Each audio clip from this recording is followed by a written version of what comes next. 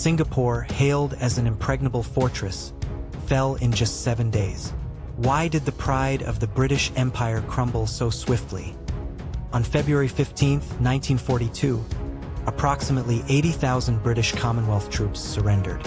It was the largest defeat in British military history, but, in fact, this failure stemmed from structural causes that are still repeated today. How did a fortress believed to be invincible become powerless? Why did strategic advantages backfire? Who overlooked the critical blind spots in defense? What lessons can modern organizations learn? Let's now delve into the full scope of its collapse. The main feature also provides a detailed explanation of the international situation and leadership decisions of the time. In the late 19th century, the British Empire designated Singapore as a strategic hub in Southeast Asia and constructed a powerful naval base. It was a vital waypoint on the route from the Suez Canal to the Pacific, supporting all aspects of trade, resources, and military strategy. Massive investments were made in powerful coastal artillery batteries and anti-aircraft defenses, designed to repel any enemy approach from the sea. Heavy guns, including the 15-inch King George cannons, boasted a range of over 30 kilometers. They truly symbolized an impregnable fortress city. Singapore boasted perfect defenses against attack from the sea. No one doubted its robustness. Beyond its military importance, Singapore also flourished as a thriving economic hub in Asia. For Britain, as well as Commonwealth nations like Australia and New Zealand, Singapore was a vital lifeline that had to be defended at all costs. Singapore stood as a symbol of the British Empire's prestige and unwavering defensive power in the Asia-Pacific region. Singapore's defense plans meticulously prepared for threats from the sea. At the time, the British Navy was among the world's largest, capable of deploying powerful fleets to Asia. However, this defense plan had a fatal blind spot. An invasion by land from the northern Malay Peninsula was barely considered. It was believed that the deep jungles and swamps of the Malay Peninsula made large-scale troop movements impossible.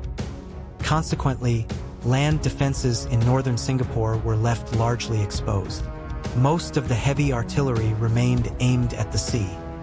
In December 1941, the Pacific War erupted. Japanese forces launched a surprise landing on the Malay Peninsula and began their advance towards Singapore. The British initially underestimated the speed of the Japanese advance, trusting in Singapore's strong defensive fortifications. No one had imagined that the Japanese army, utilizing bicycle units, would break through the jungle at such astonishing speed. Leadership in mainland Britain prioritized the war against Germany and Europe, hesitating to commit forces to the Asia-Pacific theater. Singapore received insufficient air power and ground troop reinforcements, leaving its defenses perpetually incomplete. Lieutenant General Percival, the local commander, misjudged the Japanese invasion route, delaying the reinforcement of northern defenses. A lack of intelligence and conflicting reports prevented an accurate assessment of the Japanese army's specific strength and tactics. The prestige of the British Empire created a psychological blind spot. An arrogant overconfidence, believing the Japanese could never defeat us, was pervasive. The multi-ethnic Commonwealth forces, comprised of Indian, Australian, and other soldiers, faced issues with morale, training, and coordination.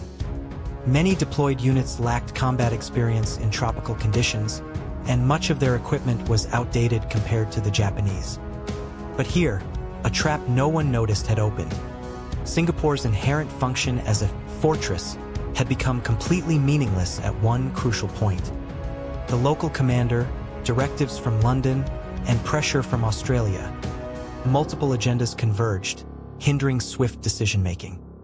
Reports indicating disadvantages were disregarded, and the high command fell into groupthink, selecting only information that suited their narrative. The enormous sunk cost invested in Fort Singapore led them to continuously deny the unthinkable scenario of a land invasion.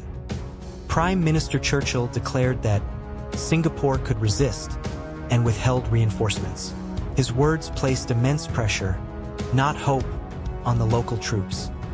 Singapore relied on the Malay Peninsula for its primary water supply. An invasion by land directly threatened this vital lifeline. Against the light tanks deployed by the Japanese, the British had almost no effective anti-tank weaponry. This was a fatal miscalculation. Immediately after the war began, the Japanese gained air superiority. The Royal Air Force suffered catastrophic losses, making reconnaissance and interdiction impossible. Disrupted supplies, repeated defeats, and a sense of hopelessness for the future rapidly eroded the morale of the entire Commonwealth force. On February 8, 1942, the Japanese army launched its landing operation on the northwestern part of Singapore Island, attacking with the momentum gained from their advance down the Malay Peninsula. The lack of coordination among the multi-ethnic forces became apparent, and defensive lines were breached one after another. The British were unable to counter ambushes from the jungle. The Japanese quickly seized the water sources. Food and water ran out, leaving approximately 1 million civilians isolated and helpless. The city was subjected to shelling and air raids, hospitals overflowed, and civilian casualties surged, turning the city into a hell's cape. Lieutenant General Percival judged further resistance futile. On February 15, 1942, he offered unconditional surrender to Japanese Commander General Tomoyuki Yamashita. On this day, the prestige of the British Empire plummeted. The fall of Singapore became a symbolic event heralding the end of the colonial era. The tragedy of Singapore's collapse teaches us how dangerous overconfidence, complacency, inadequate information, and rigid organizations can be. Modern corporations and nations alike risk repeating these mistakes, becoming ensnared by past successes and overlooking new threats or signs of change. From this history, where the pride of the British Empire crumbled, insights into how we can overcome future crises will emerge. The lessons from the fall of Singapore can be summarized in 3 points. First, overconfidence is the greatest enemy. Second, past successes can dull our response to new threats. And third, distorted information destroys organizations. The quality of decision-making in a crisis will differ entirely between those who understand this failure and those who do not. What should we learn from this history, and how should we confront future challenges? That is the question posed to us living in the modern era. If you found this video insightful, please subscribe and give it a thumbs up. We release a new history of failure every day. この失敗は歴史のほんの1ページ。世界にはまだ語られていない失敗が数多くあります。失敗の歴史をチャンネル登録して次の物語もぜひご覧ください。